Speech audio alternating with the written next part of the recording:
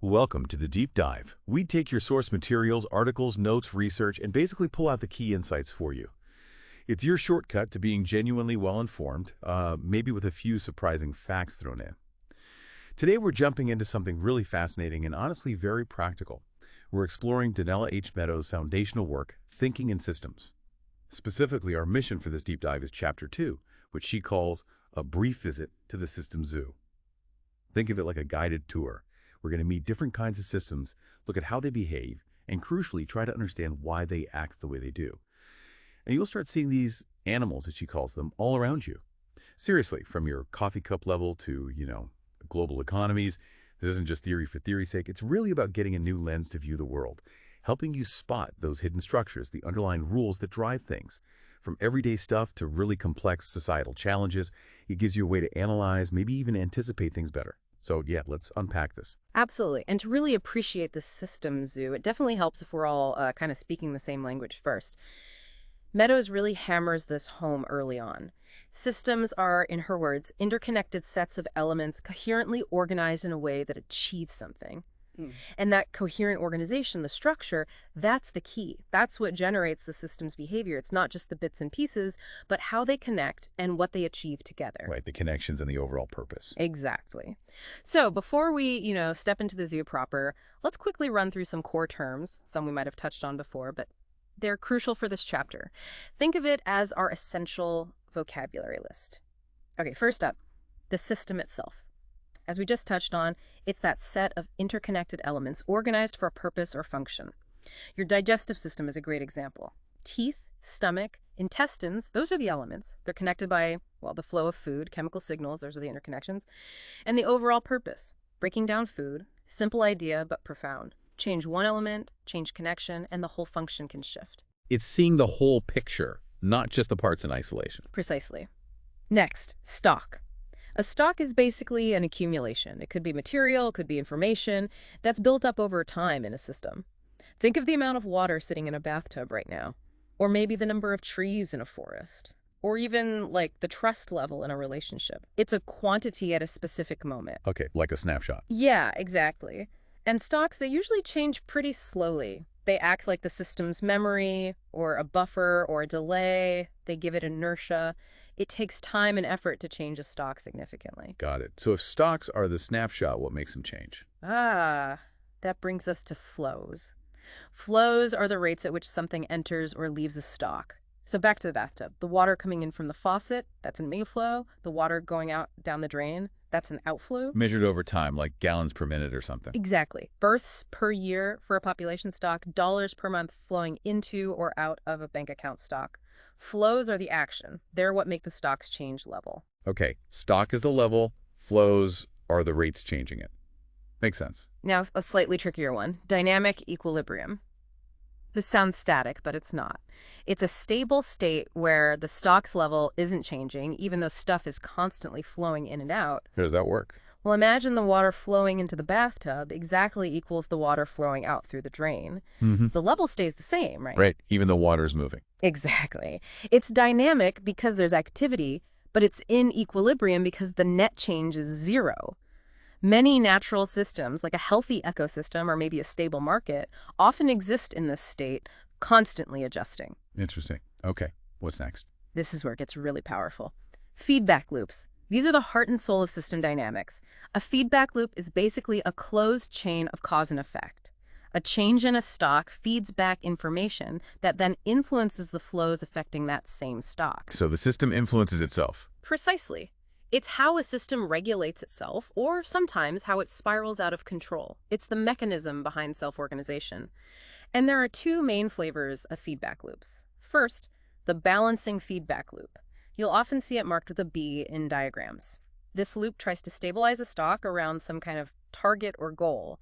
It opposes change. It tries to bring the system back into balance. Like the thermostat example you mentioned earlier. Exactly like the thermostat. If the room gets too cold, stock level deviates from goal, the loop triggers the furnace inflow to bring it back up. If your bank balance stock drops too low, a balancing loop might trigger you to cut spending, reduce outflow, or work more, increase inflow, to restore it. It seeks stability. Okay, so it balances things out. What's the other type? The reinforcing feedback loop, often marked with an R, this one does the opposite. It amplifies change. It pushes the system further in whatever direction it's already going. Like a snowball effect. Perfect analogy. It can be a vicious circle if it's amplifying something bad, or a virtuous circle if it's promoting growth. Think about money in a savings account, earning interest. More money, stock, leads to more interest, inflow, which leads to even more money, which earns even more interest. It creates exponential growth.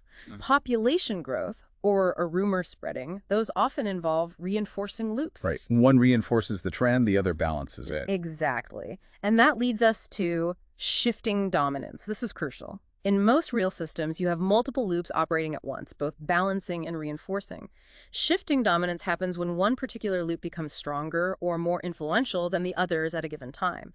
That dominant loop then dictates the system's overall behavior. But the system's behavior can change, even without something external happening, just because the internal balance of power shifts. Precisely. The dominant loop can change over time due to internal conditions changing. Think of it like a tug of war where one side suddenly gets stronger. This explains why systems can sometimes abruptly change their mode of behavior. Fascinating.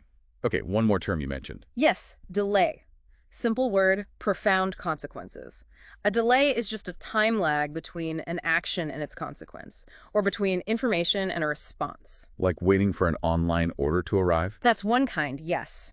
But delays are everywhere. Biological reactions, decision-making processes, construction times. They are pervasive, and they can seriously mess with system behavior. How so? Because actions taken now are based on information from the past, and the effects won't be seen until the future. This mismatch often leads to overshooting goals, creating oscillations, or even causing collapses because we react too late or too strongly based on outdated information. Delays are often the hidden culprit behind surprising system dynamics. Well, okay, so these aren't just definitions. They're like the building blocks for understanding how these zoo animals actually work. Exactly. They give us the language to describe the structure and predict, or at least understand, the resulting behavior. With this toolkit, we're ready for the zoo. All right, let's step inside. Meadows starts with systems that have just one main stock, right? Keeping it simple initially. That's right. But even these seemingly simple one-stock systems show us some incredibly important principles that scale up to much more complex situations. Okay, first exhibit, the thermostat system. We touched on this, but let's look closer. The goal is keeping the room temp steady. Yep, classic balancing feedback loop. The room temperature is the stock. The thermostat compares it to the goal, your desired temperature. If it's too cold, the thermostat signals the furnace inflow of heat. Temp rises. Once it hits the goal, furnace turns off. It's constantly trying to home in on that set point. If it gets too hot, natural cooling acts as an outflow, or an AC might kick in as another controlled outflow. Seems straightforward enough, but you mentioned limits earlier. What if, say, I leave a big window wide open in the dead of winter? Ah, yes. That's where the simple model meets reality, and competing loops come into play. Even a perfectly functioning thermostat system has limits. If heat is escaping really fast, a huge outflow because of that open window, and the cold outside the furnace's inflow might not be powerful enough to keep up. What's happening is the balancing loop trying to warm the room is being overpowered by another balancing loop, the one trying to pull the room temperature down to match the outside temperature. Nature wants equilibrium too, right? So two balancing loops fighting it out, essentially. Exactly. And if the heat loss, outflow to outside, is greater than the furnace's maximum heat production, inflow, the room stays cold, even with the furnace blasting away. It highlights that the context, the environment the system is in, and the relative strengths of different loops are critical. No system operates in a vacuum. The thermostat's balancing loop works fine under normal conditions, but push it too hard, and other forces dominate. That makes sense. It's not just the internal loop, but how it stacks up against external pressures. Okay, what's the next animal? Next, we look at a very common and dynamic structure. A stock with one reinforcing loop driving growth and one balancing loop constraining it. Meadows uses population and the industrial economy as key examples. Right, population. The stock is the number of people. Correct. And it's driven by the reinforcing loop of births. More people lead to potentially more parents, which leads to more births, leading to more people. It's that snowball effect we talked about. But people also, well, they don't live forever. Exactly. That's the balancing loop. Deaths. The more people there are, larger stock, the more deaths will naturally occur, higher outflow, which works to reduce the population. So it's a tug-of-war between births pushing up and deaths pulling down. Precisely. And the overall behavior growth, decline, stability depends entirely on which loop is stronger, on which one dominates. Meadows cites 2007 world data, roughly 21 births per 1,000 people, but only 9 deaths per 1,000. Births were much higher than deaths. So the reinforcing loop was dominant. Correct. Leading to continued exponential growth. If deaths had been higher than births, the population would decline, if they were equal. Dynamic equilibrium. Stable population. You got it. And that brings us back to that idea of shifting dominance. Imagine factors changing over time. Maybe education improves, healthcare gets better, reducing deaths initially, but then maybe people choose smaller families, reducing births later. So the strength of the loops can change. Absolutely. If, say, fertility rates fall and eventually equal the mortality rate, the reinforcing growth loop loses its dominance. The balancing loop effectively caps the growth. The system shifts its behavior from growth to stability. That's shifting dominance in action. Okay, you just said the industrial economy is similar. How does that work? Very similar logic. The stock is physical capital, factories, machines, infrastructure. It grows through investment. More capital produces more output, generates more profit, allows more investment, which builds more capital. That's the reinforcing loop, the engine of economic growth. And the balancing loop. Things wear out. Exactly. Depreciation. Machines get old, buildings need repair, technology becomes obsolete.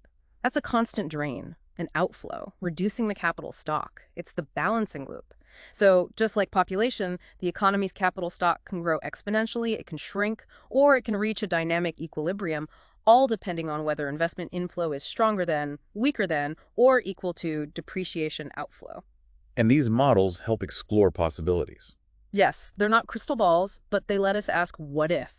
What if technology makes capital last longer, reducing depreciation? What if investment policies change? It helps understand the inherent dynamics, the push and pull between growth and decay. Makes sense. Okay, moving to the third animal in the one stock section. This one sounds tricky. The business inventory with delays. You mentioned delays can cause weird behavior. Oh, this one is a classic illustration of how delays mess things up, creating complexity from apparent simplicity. Think of a car dealer managing her inventory. The stock is cars on the lot. Inflows are deliveries from the factory. Outflows are sales to customers. Sounds simple, right? Like the bathtub again. Seems like it should be. Keep enough cars to meet sales. But the real world has those pesky delays. Meadows highlights 3 common ones here. First, perception delay. The dealer doesn't react instantly to every sale. She probably averages sales over a few days, maybe 5, to see if a change is a real trend or just noise. So she doesn't even perceive the need to change orders immediately. Okay, that sounds sensible. Don't overreact. Seems sensible, yes. Second, response delay. Even when she sees a trend, say sales are up and inventory's dropping, she might not order enough cars to fix the whole shortfall at once. She might order only, say, a third of the difference each time, making partial adjustments over several days. Again, seems cautious. Right, hedging her bets in case the trend reverses. Exactly. And third, delivery delay. She places an order, but it takes time, maybe 5 days, for the factory to build and deliver the cars. So the cars she needs now, based on today's sales, won't arrive for a week. Okay, perception, response, delivery. 3 distinct delays. So what happens if there's just a simple, permanent 10% increase in customer sales? Logically, you'd expect inventory to drop a bit. She orders more, and it settles at a slightly lower but stable level, right? Yeah, seems straightforward. But it's not. Because of those delays, the system goes into oscillations, wild swings. Oscillations? Why? Okay, sales increase. But due to perception delay, the dealer doesn't see it right away. Inventory starts dropping. When she does see it, she starts ordering more, response delay, but those orders won't arrive for days, delivery delay. So inventory keeps dropping, maybe way below her target. Then, finally, the delayed orders start arriving, possibly just as sales naturally fluctuate a bit lower again. But she's still ordering based on the previous shortfall information. Oh, so she overorders because she's reacting to old news. Exactly. The orders placed during the dip finally arrive, pushing inventory way above her target. Now she sees she has too many cars, so she cuts orders drastically. But again, delays mean the effect is lagged. Inventory might then crash again before those adjustments kick in. So it swings back and forth, overshooting and undershooting. Like someone learning to drive and overcorrecting the steering wheel. Perfect analogy. It's a classic boom and bust cycle, driven entirely by the internal structure and delays, even with perfectly steady external demand increase. And here's the kicker, the really counterintuitive part. What does the dealer instinctively do to fix these oscillations? React faster, shorten the delays, check sales daily, place bigger orders immediately. That's what almost everyone tries. But the model shows that shortening the perception or response delays often makes the oscillations worse. Faster reactions in a system with inherent physical delays just amplify the instability. You jerk the steering wheel harder, you wobble more. Get out. So acting faster makes it worse. What does help then? Paradoxically, sometimes lengthening the response time helps. Making adjustments more slowly, more gradually, smoothing out the orders over a longer period can significantly dampen the oscillations. It allows the system's natural lags to be accommodated rather than fought against. Wow. So patience and slower adjustments can be better. In systems with a significant delays, often yes. It highlights this deep principle. Stocks act as buffers, they have inertia. Trying to force rapid changes in stocks based on delayed information often leads to instability. Meadows emphasizes that delays are everywhere, and they are a primary cause of the overshoots, oscillations, and even collapses we see in real-world systems, from inventory management to economic cycles. That's a huge takeaway. Understanding delays is critical. Okay, let's move to the next section of the zoo systems with two interacting stocks, especially those facing limits. Right. Because, as Meadows points out, no physical system in a finite world can grow forever. Limits are inevitable. Our fourth animal involves a renewable stock constrained by a non-renewable stock. Think of an industrial economy built on oil. You have the capital stock, the oil rigs, refineries, pipelines. This grows through investment, a reinforcing loop, and shrinks through depreciation, a balancing loop. This capital extracts the non-renewable resource stock, the finite amount of oil in the ground. Okay, so the capital extracts the resource. What are the key dynamics here, especially with that finite resource? The big one is how surprisingly fast exponential growth chews through even a massive non-renewable resource. Yeah. We tend to think linearly. If we double the resource, it lasts twice as long. But it doesn't work that way with exponential growth, does it? Not at all. Meadows' model shows that if your capital and extraction rate are growing exponentially, say at 5% per year, finding twice as much oil might only add about 14 years before you hit peak extraction and the industry starts its inevitable decline. Quadrupling the resource adds maybe another 14 years. The faster you grow towards the limit, the quicker you hit it. It's like that stadium filling up the last section fills incredibly fast. So technological fixes like finding more oil don't buy as much time as we might intuitively think if growth continues unchecked. Exactly. And there's another potential trap, a really counterintuitive one. What happens to the price of oil as it gets scarcer? It goes up, usually. Right. And what do higher prices and profits incentivize the oil industry to do? Invest more, build more rigs, explore harder. Precisely. Higher profits fuel more investment, which accelerates the growth of the capital stock, which drives extraction faster, depleting the remaining resource even quicker towards the end. The system's drive for short-term profit can actually hasten its own long-term demise by accelerating resource depletion. Wow, that's a feedback loop working against sustainability. Yeah. The market signal actually makes the problem worse in the long run. It can if that loop dominates and ignores the physical limits. It shows how optimizing one part, profit, can be detrimental to the whole system's longevity. Okay, that's sobering for non-renewables. What about resources that can grow back? Our fifth animal. Renewable stock constrained by renewable stock, like a fishery. Exactly. Think fish and fishing boats. You have the renewable resource stock, the fish population. It regenerates naturally through reproduction, a reinforcing loop. Then you have the capital, stock the fishing boats, and gear. This capital harvests the fish, creating an outflow, a balancing loop on the fish stock. Okay, but fish reproduce, so it's different from oil, right? Yeah. Yes, but with a crucial twist. The fish regeneration rate isn't constant, it's non-linear. What does that mean? It means the rate changes depending on the stock size. When fish are super abundant, packed together, they might face food limits or disease, so reproduction might actually slow down. When they're very scarce, they have trouble finding mates, so reproduction is low then too. So there's a sweet spot in the middle where they reproduce fastest. Exactly. The regeneration rate peaks at some intermediate density. This non-linearity makes the system's behavior much more complex and potentially unstable. So what can happen in a system like this? Can we fish sustainably? Yes, it's possible. One outcome is a sustainable equilibrium. The fishing fleet size and harvest rate are matched to the fish's peak regeneration rate. You get a steady high catch indefinitely year after year. The harvest outflow matches the regeneration inflow. That sounds ideal, but I sense a but coming. There's always a but with complex systems. The danger comes often with increased efficiency. Suppose technology improves better sonar, bigger nets, faster boats. The fleet can now catch fish much more easily. So the harvest rate goes up. Right, and if that harvest rate, driven by the efficient capital, exceeds the maximum rate at which the fish can possibly regenerate, that peak point, the fish stock starts to decline. Even though they're renewable. Yes. If outflow consistently exceeds the maximum possible inflow, the stock has to drop.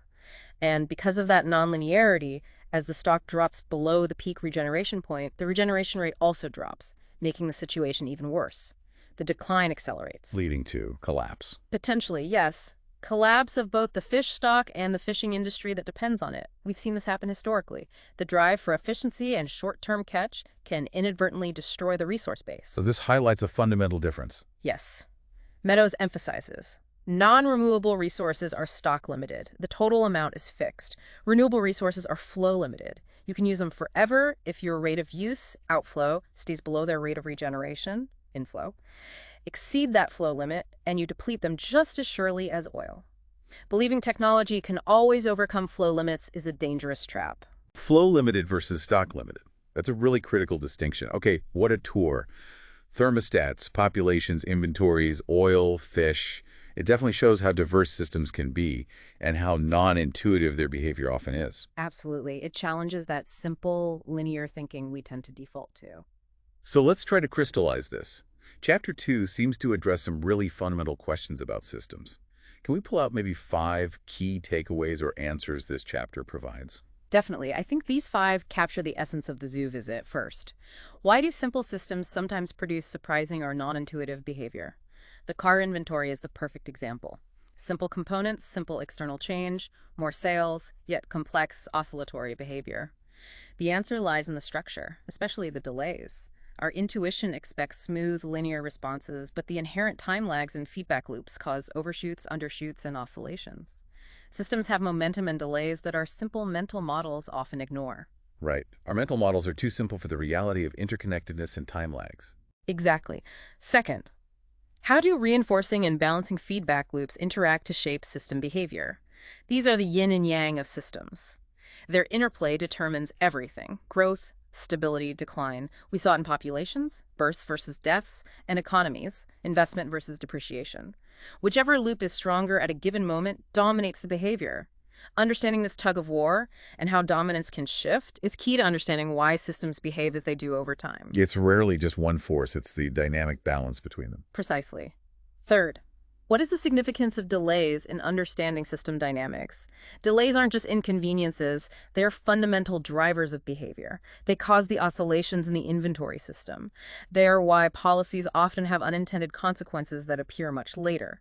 Meadows argues they are the root cause of overshoots and collapses. Identifying delays where they are, how long they are, is critical, because sometimes adjusting them, even counterintuitively lengthening them, can stabilize a system. So delays aren't just passive lags, they actively shape the outcome.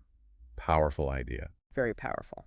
Fourth, how do different types of resources, renewable versus non-renewable, fundamentally constrain growth in systems? All physical growth hits limits. Non-renewables like oil are stock limited. The total pie is fixed. Faster eating means it's gone sooner. Renewables like fish are flow limited. You can eat indefinitely, but only up to the rate the pie replenishes itself. Exceed that flow and the source collapses. Mistaking a flow limit for a stock limit or ignoring limits altogether leads to unsustainable exploitation. Understanding the type of limit is crucial for sustainability. Got it. And the last one. Fifth, how can recognizing these system animals help us understand real-world problems?